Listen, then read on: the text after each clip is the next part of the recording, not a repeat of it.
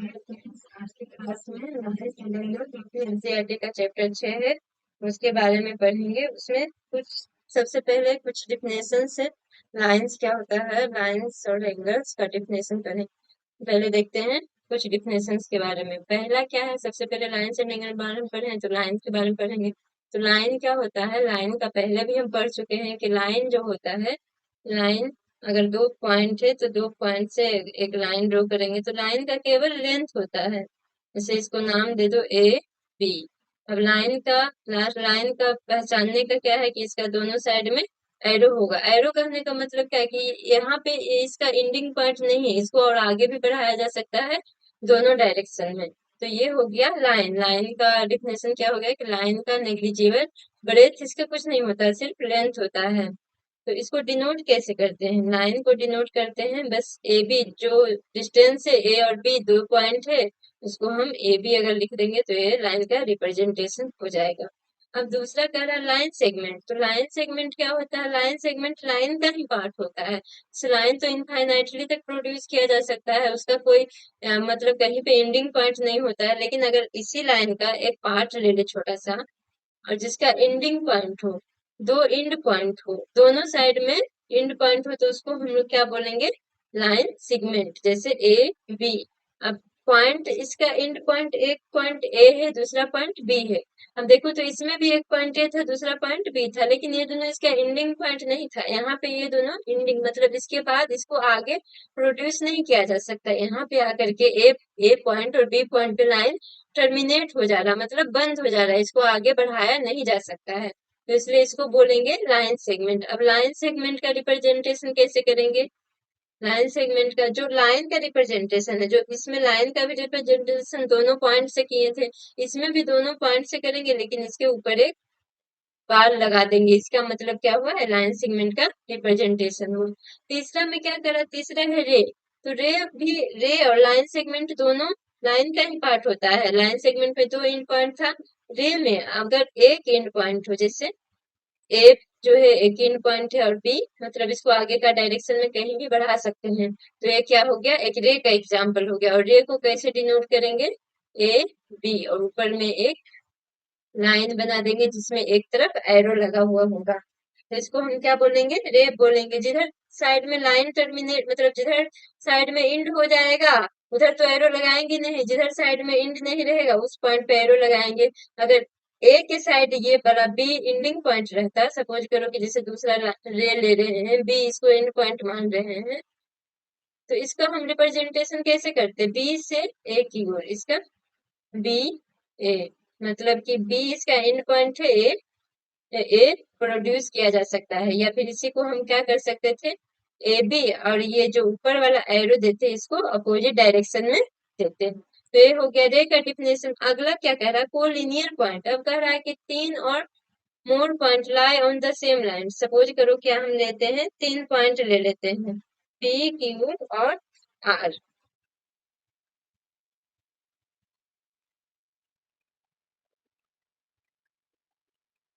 यहाँ पे देखो थ्री पॉइंट है, पी क्यू क्यू और आर। अगर ये तीनों पॉइंट एक ही लाइन में हो, एक लाइन पे पड़े, तो ये तीनों क्या होगा, कोलिनियर पॉइंट कहलाएगा। लेकिन देखो अगर सपोज करो पी यहाँ है, क्यू यहाँ है और आर ऊपर कहीं है, तो ये तीनों को देखो तो ये तीनों कभी भी एक लाइन में नहीं पड़ेगा, मतलब ये क्या हो जाएगा, नॉन कोलिनियर। अगर तीनों एक लाइन में पड़ेगा तो वो तीनों पॉइंट को कहेंगे कोलिनियर पॉइंट। इतना तक तो समझ में आ गया होगा। अब आगे देखते हैं, ये तो लाइन हो गया, आगे है एंगल एंड इट्स टाइप। अब कह रहा है एंगल कैसे बनता है, an angle is formed when two rays originate from the same end point. कह रहा है कि जब दो रे, दोनों का एंड पॉइंट क्या होना चाहिए, सेम होना चाहिए। जैसे सपोज करो यहाँ पे एक रे ये हो गया और दूसरा रे बी हो गया, दोनों रे का जो एंड पॉइंट है सेम एंड पॉइंट से दोनों ओरिजिनेट हुआ है, तो जो जो फिगर बनेगा उसको हम लोग क्या कहेंगे, एंगल कहेंगे। और फिर रेज मेकिंग एन एंगल, जो रे मतलब एक रे ए लिए थे एक बी लिए थे, तो ए और बी को क्या कहेंगे, आर्म ऑफ एंगल। मतलब ए और बी एक एंगल का दो आर्म्स हो गया। और जो एंड पॉइंट होगा, एंड पॉइंट कौन है रे का, यहाँ पे है, इसको ओ नाम दे देंगे तो वो क्या कहलाएगा, वर्टेक्स कहलाएगा, वो वर्टेक्स। इतना तक आ गया समझ में। तो ये एंगल हो गया कि एंगल कैसे बनता है, तो जब दो रे का एंड पॉइंट सेम हो, जब दो रे सेम एंड पॉइंट से ओरिजिनेट करता है, सपोज करो कि यहाँ पे एंड पॉइंट है ये दोनों रे का, और यहीं से ना दोनों रे ओरिजिनेट कर रहा है ए बी अलग अलग डायरेक्शन में, तो दोनों के बीच का एंगल, दोनों के बीच जो फॉर्मेशन होगा, वो जो फिगर फॉर्म होगा उसको हम लोग बोलेंगे एंगल, और दोनों रे को आर्म बोलेंगे और एंड पॉइंट को वर्टेक्स बोलेंगे। अब हम डिफरेंट टाइप ऑफ एंगल देखते हैं कि कितने तरह के एंगल होते हैं। टाइप ऑफ एंगल, अब पहला देखो तो पहला है एक्यूट एंगल। इसमें भी देखो एक एंड पॉइंट है और इससे दो रेज ओरिजिनेट हुआ है, किधर इस डायरेक्शन में है, हॉरिजेंटल डायरेक्शन में है, तो दोनों के बीच वाला यही एक एंगल बन गया। तो इस एंगल को हम एक्यूट एंगल कब कहेंगे, देखो पांच तरह के एंगल होते हैं। पहला क्या है, एक्यूट एंगल। तो एक्यूट एंगल वैसा एंगल होगा जब एंगल का वैल्यू, मतलब ये जो एक्स है एंगल बन रहा है, उसका वैल्यू 0 से कम होगा और 90, 0 से ज्यादा होगा और 90 से कम होगा, उसको बोलेंगे एक्यूट। अगर 90 डिग्री हो जाएगा तो 90 डिग्री का मतलब राइट एंगल, तो उसको बोलेंगे राइट एंगल। अगर 90 डिग्री से ज्यादा होगा और 180 से कम होगा, 90 डिग्री से ज्यादा हो और 180 से कम होना चाहिए, तो उसको बोलेंगे ऑब्ट्यूस। मतलब देखो, पहला है एक्यूट तो उसमें 90 डिग्री से कम, दूसरा अगर 90 डिग्री हो गया तो उसको राइट एंगल, फिर 90 डिग्री से ज्यादा लेकिन 180 से कम हो गया तो उसको बोलेंगे ऑब्ट्यूस। चौथा में क्या है, स्ट्रेट एंगल। स्ट्रेट एंगल मतलब 180, और रिफ्लेक्स एंगल मतलब कि 180 से ज्यादा लेकिन 360 से कम। तो यहाँ पे देखो तो 90, अगर 90 डिग्री का एंगल बना तो उसको राइट एंगल कहेंगे, और 90 डिग्री का एंगल बन गया तब तो राइट एंगल कहेंगे। अगर 90 से कम का बना, मतलब 0 से लेके 90 के बीच में बना, उसको बोलेंगे एक्यूट। फिर 90 से ज्यादा बन गया तो 180 बना तो उसको कहेंगे स्ट्रेट एंगल, लेकिन अगर 90 से ज्यादा और 180 से कम बना उसको बोलेंगे ओब्ट्यूस एंगल। और पांचवा क्या है, रिफ्लेक्स एंगल। तो इसको एक बार फिगर से देख लेते हैं। जैसे एक रे, दो एंगल बनाने के लिए हमको दो रे चाहिए, तो पहला रे ए ले लेते हैं, दूसरा रे बी ले लेते हैं। सपोज करो कि यहाँ पे हम बी ये ले लिए, मतलब परपेंडिकुलर लिए, 90 लिए, तो ये जो एंगल बना, ये 90 बना, तो ये कौन सा एंगल कहलाएगा, राइट एंगल होगा। मतलब ये जो ये वाला परपेंडिकुलर जो रे है ये कौन सा एंगल देगा, राइट एंगल। लेकिन 90 से कम बना, 90 से कम यहाँ भी हो सकता है, यहाँ भी हो सकता है, यहाँ भी हो सकता है। तो सपोज करो इसको इस तरह से बनाते हैं, तो ये जो एंगल बनेगा, हम एक एक रे को रिप्रेजेंट कर रहे हैं कि एक रे का कैसे एंगल बनेगा। तो ये जो एंगल होगा, सपोज करो इसको एल मान लेते हैं, तो ये कौन सा हो जाएगा, एक्यूट एंगल। मतलब 90 से कम होना चाहिए, 0 से ज्यादा और 90 से कम। अब तीसरा क्या कह रहा है, 90 तक आ गया तो राइट एंगल। अब 90 से ज्यादा लेकिन 180 से कम, 90 से ज्यादा 180 से कम, इसको अलग से अलग कलर से रिप्रेजेंट कर लेते हैं। अब 90 से ज्यादा लेकिन 180 से कम, देखो कब से बन रहा है, जो एक इसको रेफरेंस रे मान लिए, मतलब यही से बनेगा। अब देखो तो अगर इस रे से ये वाला जो बी से देखें, बी से इसका नाम दे देते हैं, एम दे देते हैं, तो ये बी से अगर देखेंगे, बी से एम के बीच, तो ये तो इतना ही एंगल बना, इतना एंगल बना। मतलब ये अगर इसको यहाँ पे चांद मतलब प्रोटेक्टर रखें, तो इसको क्या, ये जो एंगल होगा ये 90 से कम हो जाएगा, क्योंकि अगर इसको रेफरेंस मानेंगे तो इसका परपेंडिकुलर इधर साइड में आ जाएगा, इस पे इस लाइन पे 90 डिग्री इधर लाई करेगा ना। तो हमेशा हम एक रेफरेंस मानेंगे, ये एंगल कहाँ से, ऑब्ट्यूस एंगल होगा तो ए से, मतलब ए से लेकर के जो एम ए और एम के बीच, जो ए और एम रे के बीच जो एंगल बन रहा है, इसको एम वाला कौन सा एंगल हो गया, ऑब्ट्यूस एंगल। एक हम रेफरेंस के लिए मान ले रहे हैं एक रे ए, और उसी को कंपैरिजन में करके, जैसे देखो इससे 90 से कम बना है तो एक्यूट हुआ, पूरे 90 बना दिए तो राइट एंगल हो गया। 90 से ज्यादा बना है, 90 से ज्यादा लेकिन 180 से कम होना चाहिए, ये नहीं कि 90 से ज्यादा, तो फिर यहाँ भी एक पहले 180 का बना लेते हैं। यहाँ देखो ये ऑब्ट्यूज, अब ये तो 180 हो गया, ये जो पूरा एंगल हो गया ए से लेकर के, इसको एन नाम दे देते हैं। ए और एन के बीच जो एंगल बना, ए और एन देख रहे हो एक लाइन पे है,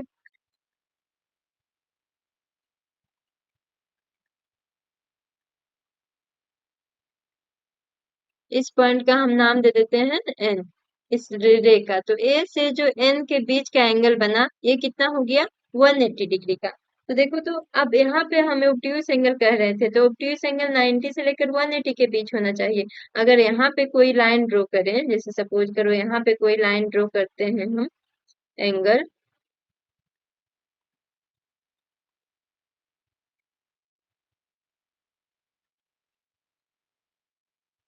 ये जैसे एंगल हो गया, तो ये भी तो 90 से क्या दिख रहा है? 90 तो यही था, 90 से ज्यादा दिख रहा है, लेकिन ये क्या है? 180 से भी ज्यादा है। तो इसलिए ऑब्ट्यूज का मतलब 90 से 180 के बीच। इसको इसको इस तरह से नहीं समझ में आता, तो ये 90 से 180 तक आएगा, ये इक्वल टू 90 आएगा। और ये 0 से 90 आएगा, ये 180 आएगा। मतलब इसे 0 से मतलब 0 नहीं होना चाहिए, 0 से बड़ा। 90 मतलब 90 नहीं होना चाहिए, 90 से बड़ा होना चाहिए। तो ये हम रेफरेंस के लिए मान रहे हैं कि 90 से 180। अब इसको ऐसे भी मान सकते हैं, इसको 90 से 180 के बीच, मतलब इसका क्या मतलब हुआ? हम ऐसा 90 रहेगा तब तो राइट एंगल हो जाएगा, 90 से हमेशा ज्यादा रहना चाहिए। 91 से 180 मतलब 179 तक। इसको याद रखने का तरीका है। फिर चौथा क्या है? जब दोनों एक लाइन में आ जाएगा तो 180 डिग्री का एंगल बनेगा, इसको कहेंगे, ये कौन सा? स्ट्रेट एंगल बन गया। और जब ये रेफरेंस पॉइंट लिए हैं, तो अब ये एंगल देखो तो सबसे बड़ा वाला, ये कितना है? 180 से 180 से ज्यादा नहीं लग रहा है, तो ये कौन सा हो जाएगा? Reflex angle. इसका नाम ओ दे देते हैं, तो ये रिफ्लेक्स एंगल हो जाएगा। तो अब इतना तक समझ में आ गया कि रिफ्लेक्स एंगल क्या होता है। हमेशा एक पॉइंट से को रेफरेंस मान करके, जैसे इसमें एक ही में सब बनाया था ना, अलग अलग बनाया है, तो देखो अलग अलग तो दो ही रे खींचना है, तो हमको पता ही नहीं चलेगा। रेफरेंस पॉइंट तो एक रहेगा, उससे 90 डिग्री ले लेंगे, 90 से ज्यादा ले लेंगे। इसलिए इतना तक हमको टाइप्स ऑफ एंगल कितना होता है? 5। तो 0 से 90 के बीच जो रहेगा एक्यूट कहलाएगा, 90 रहेगा तो राइट एंगल कहलाएगा, 90 से 180 तो ऑब्ट्यूज एंगल कहलाएगा। अगर इक्वल टू 180 हो गया तो स्ट्रेट एंगल कहलाएगा। अगर 180 से ज्यादा हो गया और 360 से कम हो गया तो रिफ्लेक्स एंगल। अब देखो, तो एक चीज और देखो, जैसे कोई लाइन है, कोई रे है ए, अब सेम रे एक और रे इसी लाइन पे लाई कर रहा है, सेम रे। मतलब रे कहने का मतलब क्या हुआ? एंगल कब बनेगा? जब दोनों का एंड पॉइंट सेम होगा। तो दोनों का एंड पॉइंट यही है, मतलब एक ए है यहाँ पे, एक बी है। तब एंगल कितना का बनेगा? कुछ बन रहा है? कुछ भी एंगल नहीं बन रहा, मतलब 0 डिग्री आ जाएगा। लेकिन देखो, अगर इसको हम मान लेते हैं बी, यहाँ पे एंडिंग पॉइंट इसका, इधर से हम बी मान रहे हैं, ये बी है। और जब एक लाइन में होगा, देखो तो दोनों रे, ये भी एक लाइन में था, लेकिन ये दोनों एक दूसरे की तरफ ही था। और ये एक लाइन में एक दूसरे के अपोजिट है, तो अपोजिट रहेगा तो 180 का एंगल बनेगा, और एक ही तरफ रहेगा तो वन डायरेक्शन में रहेगा तो 0 डिग्री का एंगल बनेगा। अब देखो, तो एक सर्कल बनेगा, तो सर्कल में हम हमेशा जानते हैं कितना एंगल हो, मतलब 360 का एंगल बनता है। तो सर्कल देखो, तो ऊपर से ये कितना बना? 180 एक तरफ से बना। और नीचे से भी कितना बनेगा? नीचे दोनों तरफ से अगर एंगल देखे तो 180 180 मतलब 60। मतलब कि अगर पूरा बन जाएगा तब हो जाएगा 360। लेकिन अगर यहाँ पे तो 180 यहाँ तक बनेगा, तब क्या हो जाएगा? 180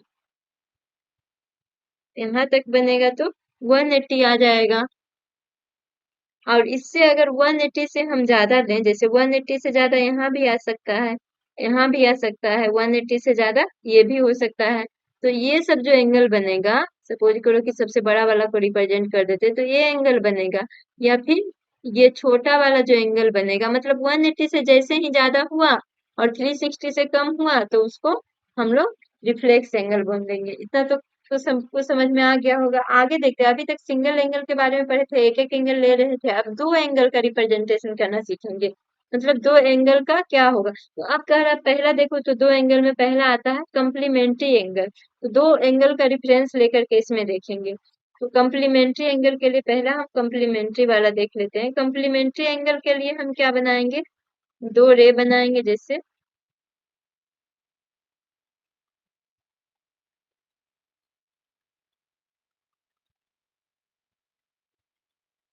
यहाँ पे अगर 15 मान लिए, और दूसरा दूसरा देखो, तो अगर इसके रेफरेंस में लेंगे तो ये एंगल कितना आ जाएगा 90 से, ये पूरा परपेंडिकुलर हो गया, इसको परपेंडिकुलर माने तो ये पूरा परपेंडिकुलर है, तो 90 में से 15 घटा देंगे तो मतलब 75 हो गया। मतलब क्या हो गया, अगर इसका नाम दे दे, वो तो एक कॉमन पॉइंट हो गया, एक ए हो गया, एक बी हो गया और एक सी हो गया। अब देखो तो एंगल लिखते कैसे हैं, या तो सिंगल एंगल था तो एक्स लिख दे रहे थे, अब देखो तो ओ के ओ, ये एंगल भी ओ हो जाएगा, ये एंगल भी पूरा एंगल भी ओ हो जाएगा। तो अब सिंगल तो लिख नहीं सकते, तो इसके लिए हम रे का हेल्प से लिखते हैं। अब देखो हमको ये छोटा वाला मतलब 15 डिग्री का एंगल लिखना है, तो 15 डिग्री किस किस रे के बीच बना है, ए और बी के बीच। तो जो एंगल जहां पे बन रहा वर्टेक्स पे, वर्टेक्स को पे हमेशा उसको सेंटर में रखेंगे। ए, पहले रे को लिख लें, ए ओ बी।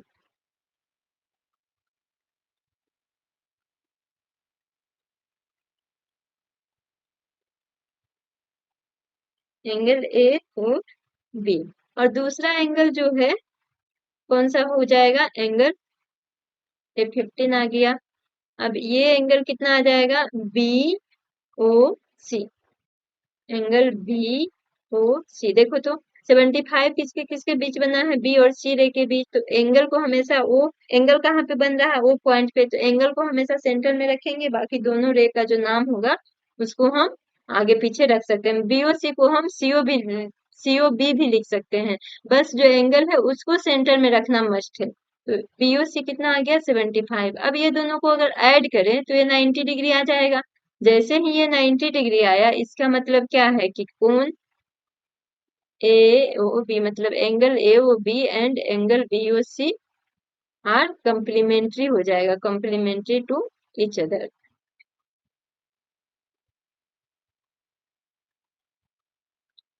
अब कंप्लीमेंट्री समझ में आ गया। अब सप्लीमेंट्री देखो तो सप्लीमेंट्री एंगल क्या होता है।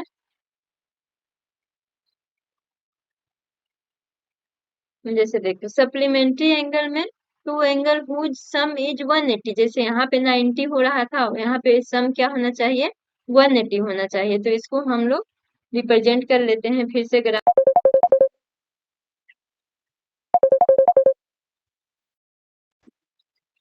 इसको हम लोग ग्राफ से क्या देखेंगे कि एक एंगल, इसमें भी सेम वैसे किए थे, ए लिखेंगे और बी। तब ए एंगल कितना बन रहा है, अगर ये सपोज करो कि ये 25 बन रहा है, तो 180 बनने के लिए कितना आना चाहिए, 155। तो देखो, या तो बी से बी, यहाँ पे बी को सेंटर मान के, मतलब बी से हम 155 का एंगल बनाए, बी से अगर 155 का एंगल बनाएंगे,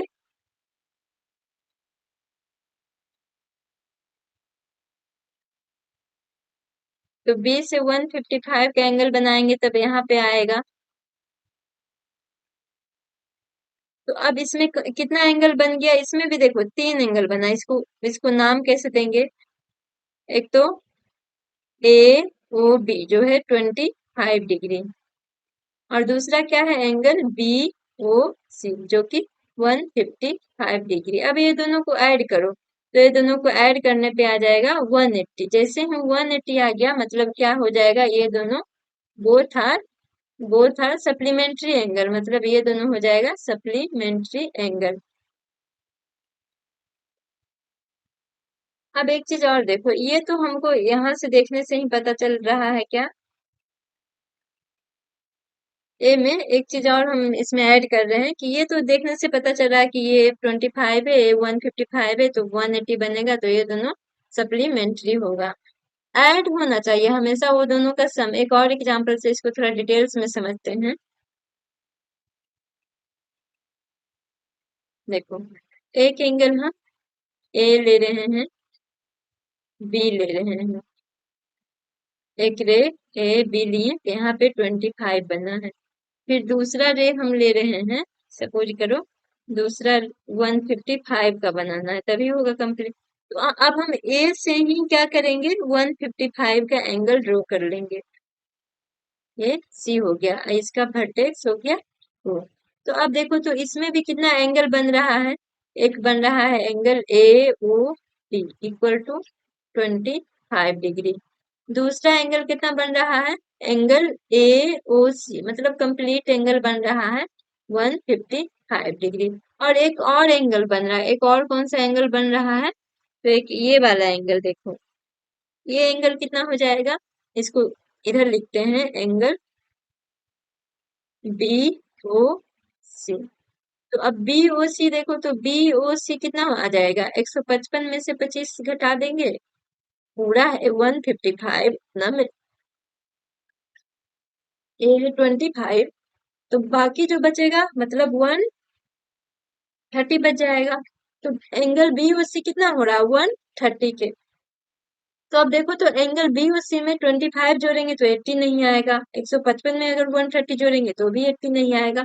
मतलब क्या है इसमें, एक एंगल एओबी और एक एंगल एओसी, ये दोनों एक दूसरे का सप्लीमेंट्री एंगल है। ये कौन सा एंगल हो जाएगा, सप्लीमेंट्री एंगल। इसको लिखने के लिए हम शॉर्ट फॉर्म में लिख दे रहे हैं। इसका ऐसा नहीं है कि सप्लीमेंट्री का SU double P short form होता है, बस समझाने के लिए कि ज्यादा लिखना नहीं पड़े, इसलिए सप्लीमेंट्री एंगल। अब ये दोनों एंगल तो समझ में आ गया, दोनों में क्या क्या होगा, दो दो एंगल होगा। अगर सम 90 डिग्री आया तो कॉम्प्लीमेंट्री होगा, सम एक 180 आया तो सप्लीमेंट्री होगा, दो एंगल का सम। अब बाकी में देखते हैं, आगे बढ़ते हैं, देखते हैं एडजेसेंट एंगल। तो एडजेसेंट एंगल क्या होता है, इसमें भी अब दो एंगल के बारे में पढ़ रहे हैं। तो two angles are adjacent if they have a common vertex, if they have a common vertex and a common arc. तो देखो, तो यहाँ पे दो एंगल दिया, और सबसे पहले एंगल हम रिप्रेजेंट कर रहे थे। एंगल इसमें कौन कौन सा बन रहा है, एक एंगल बन रहा है एंगल सी बी डी। जहां पे एंगल बी पे बन रहा है तो बी को सेंटर में रखें। और कौन सा एंगल बन रहा है, डी बी ए, डी बी ए। अब देखो, तो ये दोनों एंगल में क्या कर रहा है कि दो एंगल एडजेसेंट, तीन एंगल इसमें एक्चुअली, एक तो पूरा एंगल भी बनेगा, तो पूरा नहीं, इसमें जहां पे एंगल रिप्रेजेंट किया है बस उसी को हम ले रहे हैं। और ये अलग से हम बस बता रहे हैं कि एक एंगल ए बी सी भी बनेगा जो कंप्लीट एंगल बनेगा। तो इसको हम लोग कंसीडर नहीं कर रहे हैं अभी, इसमें जहां पे एंगल का दिया हुआ है उसी को हम कंसीडर करेंगे जो फिगर में दिया हुआ है। तो अब ये दोनों एंगल में देखिए, तो अब क्या कर रहा है कि two angles are adjacent if they have a common vertex, दोनों का वर्टेक्स कॉमन हो। तो अब ये दोनों का वर्टेक्स देखिए, तो इस एंगल का इस एंगल का तो वर्टेक्स तो कॉमन है ही, दोनों में वर्टेक्स क्या है, कॉमन है। मतलब कि जो बी है वर्टेक्स वो कॉमन है। एंड ए कॉमन आर्म मतलब, आर्म मतलब जितना रे होता है वो सब आर्म्स ऑफ एंगल कहलाता है। तो आर्म इसमें कौन कौन सा हो गया, आर्म अगर देखें, एक आर्म हो गया ए बी या बी ए, दोनों तरफ से रिप्रेजेंट कर सकते हैं, कोई दिक्कत नहीं है, ए बी और बी डी और बी सी। देखो, तो एक ये वाला रे हो गया एक आर्म, ये दूसरा आर्म, और ये तीसरा आर्म हो गया ए बी बी डी और बी सी। तो अब देखो, तो दोनों में कह रहा है कि कॉमन आर्म होना चाहिए। तो अब ये दोनों एंगल में देखो, तो सी बी डी और डी बी ए, इसमें कॉमन क्या है, बी डी है कि नहीं, दोनों में देखो बी डी। इसी एंगल एक बार लिख लेंगे तो यहाँ से भी पता चलता है कि अगर इसमें भी बी डी है इसमें भी बी डी है, उल्टा भी लिखा रहे तो भी अगर दोनों में बी डी है मतलब बी डी दोनों में कॉमन है। और इस फिगर से भी पता चल रहा है कि इस एंगल में भी ये वाला रे है और इस एंगल में भी ये वाला रे है, मतलब कि कॉमन आर्म कौन सा हो गया, बीडी हो गया। ये तीन प्रॉपर्टीज होना चाहिए, पहला होना चाहिए कॉमन वर्टेक्स, वर्टेक्स तो देख लिए कॉमन है। दूसरा होना चाहिए कॉमन आर्म भी देख लिए। तीसरा प्रॉपर्टीज क्या कह रहा है, and their non common arms on different side of the common arm. और बाकी जो बचा आर्म है वो जो कॉमन आर्म है दोनों के अपोजिट साइड होना चाहिए। मतलब ये जो कॉमन आर्म है, बाकी जो बचा आर्म है जो नॉन कॉमन आर्म है, वो जो कॉमन आर्म है उसके दो अपोजिट साइड होना चाहिए। तो देखो, तो एक इसके इस साइड है, दूसरा इसके इस साइड है, दोनों अपोजिट साइड है कि नहीं, बीसी जो है बीडी के इस डायरेक्शन में है और एबी जो है बीडी के मतलब बीसी जिस डायरेक्शन में है, उसके अपोजिट डायरेक्शन में है। मतलब क्या है, जो कॉमन आर्म के जो नॉन कॉमन आर्म है वो कॉमन आर्म के अपोजिट डायरेक्शन डिफरेंट साइड पे हैं, दोनों अलग अलग साइड पे हैं। तो इसलिए ये क्या हो जाएगा, इसलिए angle C B D and D B A क्या हो जाएगा, एडजेसेंट एंगल हो जाएगा, एडजेसेंट एंगल। अब वही एक सपोज करो, ये हम शॉर्टकट में बस बता रहे हैं एक समझने के लिए, कि अब एक पूरा एंगल ले लो, देखो तो पूरा एंगल हम क्या बोल रहे हैं, एंगल, एक एक छोटा वाला एंगल ले लो C B D, and angle A B C. अब देखो तो ये दोनों एंगल में भी देखो वर्टेक्स क्या है, बी है, मतलब जहां पे एंगल बन रहा है वो वर्टेक्स है, तो वर्टेक्स क्या है, बी है, तो कॉमन वर्टेक्स तो हो गया दोनों में। एंगल सी बी डी मतलब ये छोटा वाला एंगल और ये पूरा एंगल में वर्टेक्स कॉमन हो गया। दूसरा में क्या कह रहा था, कॉमन आर्म होना चाहिए, देखो तो सी बी जो है, इसमें भी सी बी है, इसमें भी बी सी है, मतलब एक आर्म भी कॉमन है, दूसरा प्रॉपर्टीज भी क्लियर हो गया, दूसरा प्रॉपर्टीज भी ये दोनों एंगल के लिए सही। अब तीसरा प्रॉपर्टीज में देखो, and their non common arms on different side of the common arm. अब कॉमन आर्म में दोनों एंगल में ये है, तो नॉन कॉमन आर्म ये दोनों बच गया। तो अब ये दोनों क्या कहता है कि इसके डिफरेंट साइड में होना चाहिए, मतलब एक अगर ऊपर है तो दूसरा नीचे होना चाहिए। तो अब देखो तो बीसी का जो बीडी और एबी जो कॉमन आर्म है, ये क्या है, दोनों इधर साइड में ही है, मतलब बीसी के दोनों ऊपर वाले डायरेक्शन में ही है, इसलिए ये दोनों क्या होगा, दो प्रॉपर्टी तो फॉलो कर रहा है लेकिन तीसरा प्रॉपर्टी नहीं फॉलो कर रहा, तो ये हो जाएगा नॉट एडजेसेंट। उसी तरह से अगर ये वाला एंगल देखें, एंगल डीबीए एंड एबीसी, तो ये भी क्या हो जाएगा, not adjacent.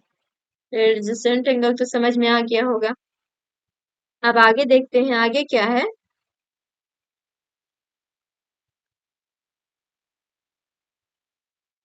Linear pair of angle. अभी क्या कह रहा है इसमें, देखो कह रहा है कि नॉन कॉमन आर्म बी ए एडजेसेंट एंगल का, जो फिगर 6.2 है, 6.2 है, जो एडजेसेंट एंगल का नॉन कॉमन आर्म है, अगर वो दोनों एक लाइन फॉर्म करे, तो देखो इस फिगर में, जैसा कि इस 6.3 फिगर में दिखाया गया है, तो जो एंगल जो एडजेसेंट एंगल था वो दोनों लिनियर पेयर ऑफ एंगल कहलाएगा। तो इसमें देखो तो कौन कौन से एंगल के बारे में बोल रहा है, angle A B D and angle D B C, ये दोनों एंगल के बारे में बोल रहा है, मतलब ए बी डी ये एंगल हो गया और डी बी सी एंगल हो गया। अब कह रहा है क्या कि ये जो ए बी लाइन था जो नॉन कॉमन आर्म था, non common arm adjacent angle में कौन आ रहा था, ए बी और बी सी आ रहा था, हो रहा था कि नहीं, ए बी और बी सी एडजेसेंट एंगल में नॉन कॉमन आर्म आ रहा था। तो इस फिगर में देखते हैं क्या कि जो नॉन कॉमन आर्म है ए बी और बी सी, दोनों एक लाइन फॉर्म कर रहा है, दोनों एक स्ट्रेट लाइन फॉर्म कर रहा है, तो जो ये दोनों एंगल कहलाएगा लिनियर पेयर ऑफ एंगल कहलाएगा। लिनियर कहने का मतलब एक लाइन पे है, लिनियर का मतलब ही होता है रैखिक, मतलब एक लाइन पे है, तो ये कहलाएगा लिनियर पेयर ऑफ एंगल। तो अब देखो तो ये दोनों एंगल एडजेसेंट भी होगा, एडजेसेंट कैसे नहीं होगा कि नहीं, एडजेसेंट ही था ना, बस इसको हम क्या किए, जो यहाँ था ए बी, इसको हम इस एंगल को, ये वाले एंगल को और हम बढ़ा करके नीचे तक ले आए हैं। तो ये दोनों तो एडजेसेंट एंगल कैसे होगा, एडजेसेंट एंगल बी दोनों में वर्टेक्स है तो दोनों सेम है, डीबी जो डीबी होगा दोनों में कॉमन होगा, और जो नॉन कॉमन था बीसी और एबी था, ये दोनों एक दूसरे के अपोजिट डायरेक्शन में, मतलब डीबी के अपोजिट डायरेक्शन में है, तो ये दोनों एडजेसेंट एंगल भी है। लेकिन यहाँ पे दोनों जो नॉन कॉमन आर्म है वो एक लाइन फॉर्म कर रहा है, इसलिए इसको एडजेसेंट एंगल भी बोलेंगे और लिनियर पेयर ऑफ एंगल भी बोलेंगे। तो अब लिनियर पेयर मतलब कि ये दोनों एंगल का सम एक लाइन पे आ गया, तो ये पूरा जो एंगल का सम आ जाएगा, ये दोनों सम किसके इक्वल होगा, लिनियर, एक लाइन पे बताए थे कि दोनों अपोजिट डायरेक्शन में रहेगा, तो कितना बनेगा, एक स्ट्रेट एंगल बनेगा, वो होगा 180 डिग्री का। ये लिनियर पेयर ऑफ एंगल समझ में आ गया। अब आगे है वर्टिकली अपोजिट एंगल। तो वर्टिकली अपोजिट एंगल में हम क्या देख रहे हैं कि when two lines says A B and C D, मतलब जब दो लाइन एक दूसरे को इंटरसेक्ट ईच अदर से एट पॉइंट ओ, तो कह रहा है कि जब दो लाइन एक दूसरे को इंटरसेक्ट करता है ओ पॉइंट पे, तो जो दो पेयर्स होता है वो वर्टिकली अपोजिट एंगल्स कहलाता है। देखो तो वर्टिकली अपोजिट मतलब वर्टेक्स, तो वर्टेक्स मतलब कहाँ से, जहां से ओरिजिन मतलब एंगल ओरिजिनेट होता है। तो सपोज करो ये तो दोनों लाइन इंटरसेक्ट किया, सपोज करो कि यहाँ उसका इस पॉइंट था इस एंगल का, तो वर्टिकली अपोजिट मतलब वर्टेक्स पे अपोजिट, तो अपोजिट मतलब जो नीचे है उसका अपोजिट ऊपर होगा, ऊपर वाला एंगल जो साइड में है मतलब लेफ्ट साइड है उसका अपोजिट राइट साइड वाला एंगल होगा। तो वर्टिकली अपोजिट क्या एंगल कहता है कि जब दो लाइन एक दूसरे को इंटरसेक्ट करता है किसी पॉइंट पे तो वहां पे जो एंगल बनता है उसको हम लोग बोलते हैं वर्टिकली अपोजिट एंगल। तो वन पेयर एंगल कौन सा बन रहा है, कोण A O D and angle B O C, और दूसरा क्या बन रहा है, angle A O C and angle D O B. ये दोनों कह रहा है वर्टिकली अपोजिट एंगल है। तो अब देखो तो ए ओ डी कितना आएगा, ए ओ डी मतलब ए ओ डी, ये जो हुआ ऊपर वाला एंगल हो गया। ऊपर वाला एंगल किसके अपोजिट होगा, तो नीचे वाले एंगल के बी ओ सी मतलब इस एंगल के अपोजिट हो जाएगा। और उसी तरह से angle A O C, A O सी कौन सा एंगल हो गया, इधर साइड वाला, तो इसके अपोजिट कौन सा हो जाएगा, एंगल डी ओ बी। तो ये दोनों हो गया वर्टिकली अपोजिट एंगल। अब आगे एक टॉपिक और बचा है, intersecting and non intersecting line. तो ये तो पहले से भी पता होगा कि इंटरसेक्टिंग लाइन जब दो लाइन एक दूसरे को क्रॉस करता है या कहीं पे मीट करता है तो वो दोनों एक दूसरे को इंटरसेक्ट करता है। तो पहला देखो तो दो लाइन दिया है, एक है पी क्यू दूसरा है आर एस दिया है, तो ये दोनों लाइन एक दूसरे को इंटरसेक्ट कर रहा है। और दूसरा में क्या है, नॉन इंटरसेक्टिंग लाइन। तो नॉन इंटरसेक्टिंग लाइन को हम लोग पैरेलल लाइन के डिफिनेशन में भी पढ़े हैं कि पैरेलल लाइन एक दूसरे को कभी इंटरसेक्ट नहीं करती है। तो जो नॉन इंटरसेक्टिंग लाइन होगा वो पैरेलल लाइन होगा, और पैरेलल लाइन नॉन इंटरसेक्टिंग है, इसको कितना भी आगे बढ़ाएं ये दोनों लाइन को कभी इंटरसेक्ट नहीं करेगी, एक दूसरे को कहीं पे भी क्रॉस नहीं करेगी। और ये दोनों के बीच जो होता है डिस्टेंस जो होगा हमेशा इक्वल होगा। तो ये हो गया नॉन इंटरसेक्टिंग लाइन। आज के क्लास में इतना ही, अगले क्लास में जो इसका एग्जाम्पल दिया हुआ है हम लोग उसको भी सोल्व करेंगे, क्योंकि ये सब ज्योमेट्री का थोड़ा डिफिकल्ट एग्जाम्पल होता है। पहले हम एग्जाम्पल सोल्व करेंगे उसके बाद एक्सरसाइज जो भी है, एक्सरसाइज का जितने भी क्वेश्चन है सारे वो क्वेश्चन सोल्व करेंगे। आज के क्लास में इतना ही।